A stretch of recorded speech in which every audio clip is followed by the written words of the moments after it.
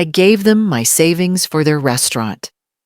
When it succeeded, they renamed it and took me off the signs. There is a particular kind of heartbreak that comes from watching something you built with your own hands be dismantled in front of your eyes. I feel it every morning now standing across the street from the restaurant that was once my life's dream. The new sign is sleek and black with minimalist white letters that simply say, "The Kitchen." It is stylish, I suppose. It is also a lie.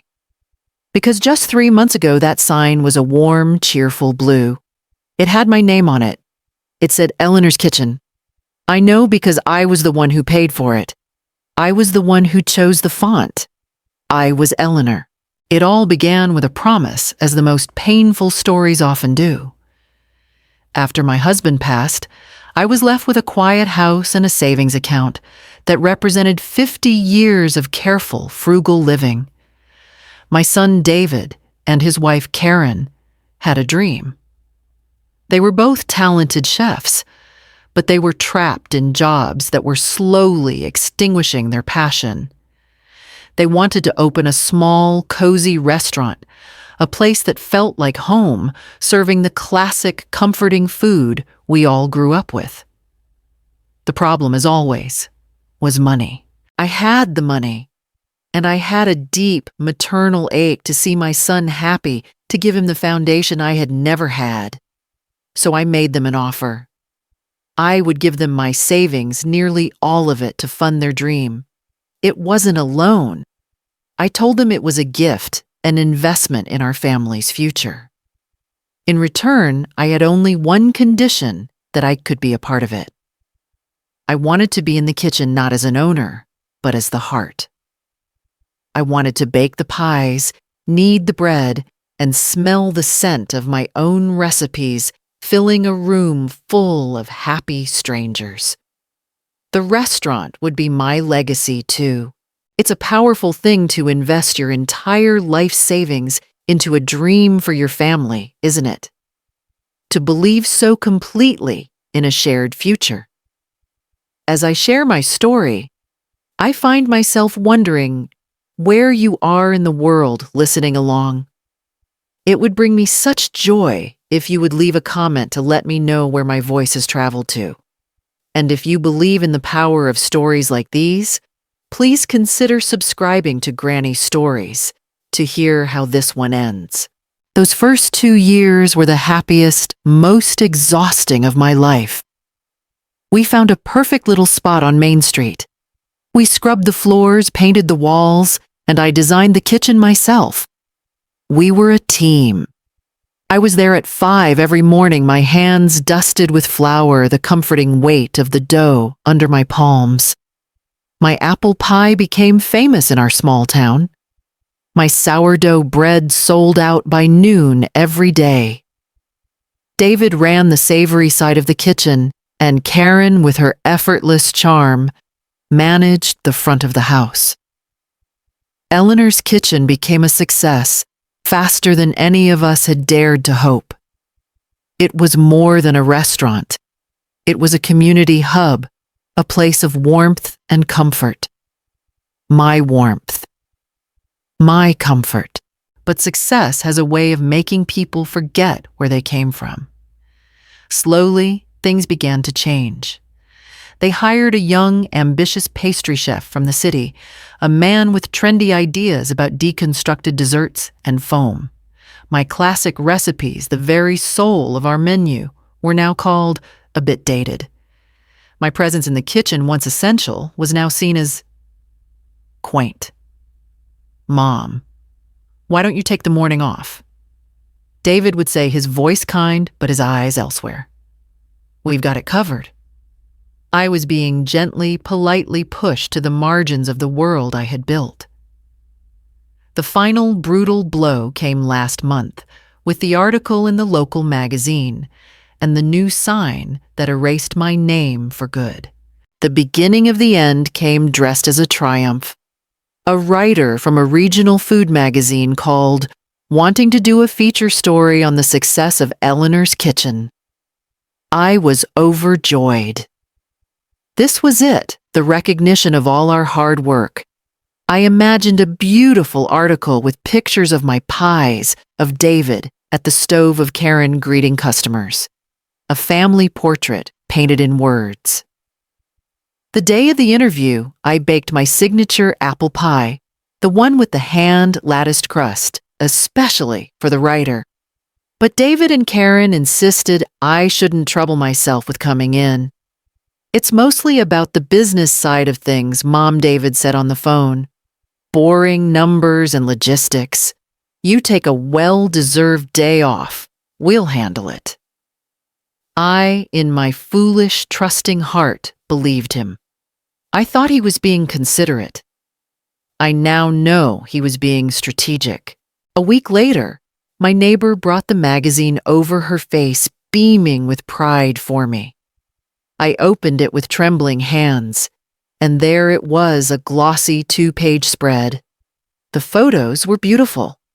There was Karen, laughing elegantly.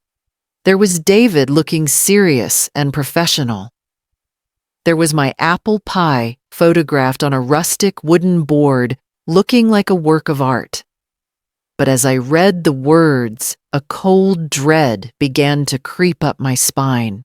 The article was about them. The brilliant young couple who had revitalized the town's dining scene.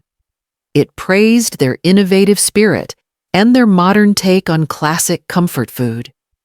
My recipes, the ones passed down from my own grandmother, were described as family traditions that David has masterfully updated. My name, the name of the very restaurant they were profiling, was mentioned only once, a footnote near the end of the article, with initial inspiration from David's mother, Eleanor. Initial inspiration. As if I were a distant muse, a forgotten oil painting in an attic, and not the woman whose hands had been covered in flour at 5 a.m. every morning for 2 years. As if my life savings, the entire foundation of their success, was nothing more than a passing thought. Still reeling, a sick feeling churning in my stomach, I knew I had to see it for myself.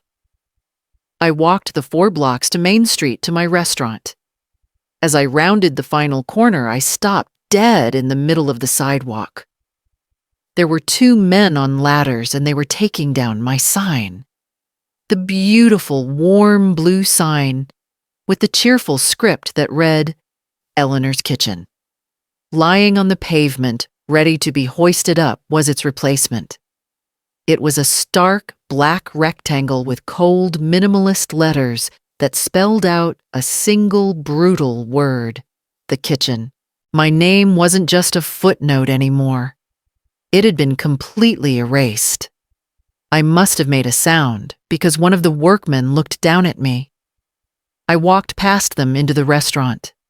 It was busy, the lunchtime rush in full swing. I saw David and Karen near the register, basking in the glow of their new fame, the magazine displayed proudly by the cash box. I walked up to them, holding the magazine in my hand. I didn't raise my voice. I couldn't. My throat was too tight. I just pointed to the cover, then gestured toward the window where the shadow of the new sign was falling across the floor. They weren't apologetic. They were defensive. Mom, it's just branding, Karen said, her voice a low, placating whisper. The kitchen is cleaner, more modern. It has a wider appeal. David added. The article was focused on the business angle. You know you hate doing interviews. We were trying to protect you from the stress. Protect me. They weren't protecting me. They were hiding me. And then Karen said the words that finally broke me. We're trying to build an empire here, Eleanor. Eleanor's Kitchen sounds small. It sounds like a hobby. A hobby. My life's work, my husband's legacy, my entire financial future dismissed as a hobby. I didn't say another word. I just turned around and walked out, the bell on the door chiming a sad, hollow goodbye. I walked home through the streets of the town where I had lived my entire life, but I was no longer Eleanor, the woman whose pies were the talk of the county. I was a ghost. They had taken my savings. They had taken my recipes. And now they had taken my name. I had given them a gift of love, and they had turned it into a business transaction where my own value had been written down to 0. The kitchen was no longer mine. And I was beginning to realize that the family I thought I had was no longer mine either. The night after they erased my name, I did not sleep. I sat in the dark in my own quiet living room, the faint scent of yesterday's baking still clinging to the air like a ghost. The shock had receded, leaving behind a cold, hard clarity. The pain was still there, a deep, resonant ache, but it was now accompanied by a slow, burning anger. An anger not just at them, but at myself. For being so trusting. For believing that love and business could ever truly be the same thing. For handing over the keys to my life's work and being surprised when they eventually changed the locks. I had been a fool, but a fool with a good memory. In the early hours of the morning, fueled by a pot of strong black coffee, I went to my late husband's old roll-top desk. I hadn't opened the bottom drawer in years. Inside, beneath old tax returns and appliance warranties, was a thick manila folder. It was the original business file for the restaurant. I had kept every document, every email, every receipt. It was the baker in me, I suppose. I believe in following a recipe. I spent the next 3 hours laying the pieces of our history out on the dining room table. There was the initial wire transfer confirmation for my life savings. There were the emails where we had discussed the name Eleanor's Kitchen and my role as the creator of the core menu. There were the napkins where I had first sketched out the recipes, the very ones the magazine had credited to my son's innovative spirit. I had not just given them money. I had given them my name, my work, my very soul on a plate. And they had consumed it all, and then asked for a different menu. The sun was rising by the time I was finished. The anger had cooled, replaced by a steely, quiet resolve. They had treated me like a sentimental mother, a source of initial inspiration. It was time to remind them that I was also the primary investor. That morning, I did not go for my usual walk. I made an appointment. Not with a friend, but with a small-town lawyer I'd known for 30 years, a sharp, sensible woman named Patricia. I walked into her dusty, book-lined office with my manila folder, and I laid out the facts as if I were describing a recipe that had gone wrong. I didn't cry. I didn't raise my voice. I just presented the evidence. Patricia listened. Her fingers steepled her eyes sharp. When I finished, she was silent for a long moment. Then she gave a slow, deliberate nod. "They took your name off the sign," she said, her voice flat. "But your signature, Eleanor, is on every single pie that leaves that kitchen. Your recipes are your intellectual property. They are your most valuable and most unprotected asset." And in that moment, a new plan began to form. It was a plan far more elegant and far more devastating than a lawsuit for my money. They wanted to build a modern brand, an empire. Very well. A brand needs a name, and I was about to take mine back, legally and forever. I walked out of the lawyer's office into the afternoon sun. I didn't feel angry anymore. I felt precise. They had rebranded their restaurant, removing my name to make it more modern and marketable. They had no idea that I was in the process of my own rebranding. I was no longer just a mother, a baker, a source of initial inspiration. As of that afternoon, with the paperwork Patricia had filed on my behalf, I was now the sole legal and trademarked owner of the brand Eleanor's Kitchen and every recipe that came with it. The kitchen might be in their building for now, but the recipes, the very heart and soul of their entire business, were and always had been mine. The week after I visited Patricia's office was the quietest of the war. I waited. I did not walk down Main Street. I took the long way to the grocery store, avoiding the block where my old restaurant, now their restaurant, stood. I heard snippets of its success from neighbors. The kitchen is impossible to get a table at these days, they would say, smiling, not knowing. The irony was a knife in my heart. They were enjoying their victory, basking in the glow of the magazine article and the praise of the town. They thought I had simply retreated, a quiet, wounded animal licking its wounds in the dark. They had no idea I was an army, silently gathering its strength. Patricia called the following Tuesday. The trademarks are officially filed and registered, Eleanor, she said, her voice crisp and satisfied. The letter has been sent. Certified mail. It will arrive at the restaurant tomorrow morning. The clock starts now. The letter.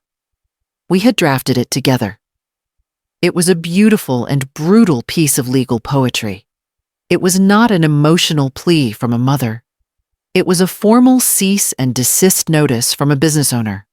It stated in no uncertain terms that the name Eleanor's Kitchen, its associated goodwill, and a specific list of its signature recipes were now the registered intellectual property of a legal entity bearing my name. It gave them 30 days to either enter into a formal licensing agreement, which would include royalty payments and prominent mandatory attribution to me as the creator, or to immediately stop producing and selling every single one of my signature dishes. The call from David came the next day, just after lunch. I was in my garden, my hands in the dirt, when my phone rang. I wiped my hands on my apron, took a slow, deep breath, and answered. The voice on the other end was not my son's. It was a roar of pure, sputtering rage. He shouted about betrayal, about how I was trying to destroy him, about how I could be so vindictive, so cruel. He asked if this was some kind of sick joke. I let him rage. I listened to the storm break just as I had listened to his childhood tantrums so many years ago. When he finally paused, breathless and furious, I spoke. My voice was quiet, calm, and devastatingly reasonable. It's not a joke, David, I said. It's a business matter. I'm simply protecting my assets. He scoffed, a sound full of disbelief. Your assets? You gave us that money. It was a gift. The money, yes, that was a gift to help you start, I corrected him gently. My name, my work, my recipes, those were my investment. You chose to remove my name from the sign, so I simply put it back on the paperwork where it belongs. You called my life's work a hobby. I am just formalizing the terms of that hobby's use in your commercial enterprise. It seems only fair. I used their words, their logic, their cold, unsentimental language, and it stopped him cold. He had no defense against it. He was a businessman, and I was now speaking his language. The anger in his voice was replaced by a stunned, panicked silence. He had been so busy building his new brand, he had forgotten to check who owned the rights to the very product he was selling. He hung up. The silence that followed was different from the one he and Karen had imposed on me for the past year. Theirs had been a silence of dismissal, of erasure. This was a silence of consequence. They had wanted to build an empire, a sleek, modern brand. They had just forgotten to ask permission from the quiet, old-fashioned woman who owned the land their entire foundation was built on. Now, for the first time, they would have to negotiate with the landlord. The first week of my silent war was the loudest the town had been in years. I didn't have to go to the restaurant to know what was happening. The news came to me in small, delicious snippets from the conversations I overheard at the grocery store, from my neighbor chatting over the garden fence. The famous apple pie at the kitchen was gone, replaced by something called an apple cardamom foam. The sourdough bread, my sourdough, the one I had nurtured from a starter older than my own son, was no longer on the menu. The new pastry chef I heard was brilliant with things that were delicate and architectural, but he did not know the soul of a simple loaf of bread. The reviews started to shift. The word I heard most often was soulless. The restaurant I had poured my heart into was becoming a beautifully designed, well-lit, and increasingly empty room. They lasted 12 days before they came to my door. It was a Tuesday evening. They didn't call first. I saw them through my living room window, David and Karen, walking up my front path, not with the easy confidence of successful owners, but with the slumped shoulders of people who have come to negotiate a surrender. Their professional polish was gone. They just looked tired. I let them wait on the porch for a full minute before I opened the door. They stood in my living room, looking out of place amongst my comfortable, slightly worn furniture. They came with a business proposal, a folder full of spreadsheets and projections. They offered me a generous licensing fee for my recipes. They offered me a position as a paid consultant. They spoke of percentages and profit margins. They spoke of everything except the one thing that mattered. They never once said they were sorry. I listened politely, just as I had listened to them tell me my life's work was a hobby. When they were finished, I did not respond to their offer. I simply told them I would think about it. The frustration on their faces was palpable. They had come for a quick, clean business transaction to buy back the magic they had so foolishly thrown away. They did not understand that what they had lost was not for sale. The real negotiation happened 2 days later, and it was not with them. My granddaughter Maya came to visit me alone. She'd been working in the kitchen in the afternoons, and her young face was full of a quiet sadness. "Grandma," she said, sitting at my kitchen table, "it's not happy in there anymore. The new chef is nice, but he measures everything. You used to cook by feeling. The customers can tell the difference. She told me her parents were arguing all the time now about money, about the bad reviews, about the empty tables. They don't know how to fix it," she whispered, "because they don't know what they broke." Her words gave me the clarity I needed. My fight was not just for my own name, my own legacy. It was for the soul of the place I had created. It was for her, for the next generation, so that she would learn that a recipe is more than a list of ingredients. I sent my counteroffer through my lawyer the next morning. It was not a negotiation. It was a list of my non-negotiable terms. My price was never money. My price was respect. I stated that my name in some form must be returned to the sign. I would take a small, fair percentage of the profits as a founding partner, and I would not return to the daily grind of a 5 a.m. baker. Instead, I would come in 2 afternoons a week for one purpose, only to teach, to pass my recipes, my techniques, my feelings on to the one person who I knew would protect their heart. My sole student would be Maya. Now all I had to do was wait and see if they were finally desperate enough to pay it. Their acceptance did not come in a heartfelt phone call or a repentant, face-to-face visit. It came as our relationship now did through our lawyers. Patricia called me on a Friday morning. "They've agreed to all your terms, Eleanor," she said, her voice holding a note of quiet satisfaction. "The contract is being drafted." I felt a slow, deep exhale that I didn't realize I had been holding for months. It was not a feeling of triumph. It was the feeling of a long, painful fever finally breaking. The war was over. The cost had been high, but the peace was priceless. The first sign of this new peace became visible on Main Street the following week. I was walking home from the market when I saw the workmen on their ladders once again. This time, they were taking down the cold black sign that read, "The Kitchen." I stood across the street and watched. A little while later, a new sign was hoisted into place. It was a warm, deep blue, the color of a twilight sky. The lettering was elegant and clear. It read, "Eleanor and Coer Kitchen." The & Co. was my idea. It was a small but significant amendment.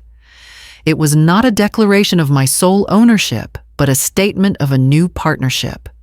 It was a bridge, not a wall. My first day back in the kitchen felt strange and new. David and Karen were conspicuously absent. An act of deference I knew must have cost them their pride, but which I accepted as a necessary first step. The trendy young pastry chef was also gone. In the quiet, sunlit kitchen, there was only me and Maya. Her face was a mixture of nervousness and pure, unadulterated joy. I did not begin with a lecture. I began as I always had, with an apron. I tied one around her small frame, then one around my own. Our first lesson was bread. Not from a recipe card, but from memory and from feel. I taught her not to measure the water, but to feel the dough's hydration in the palm of her hand. I taught her the particular satisfying resistance of a perfectly kneaded loaf, the yeasty, sweet smell of a proper rise.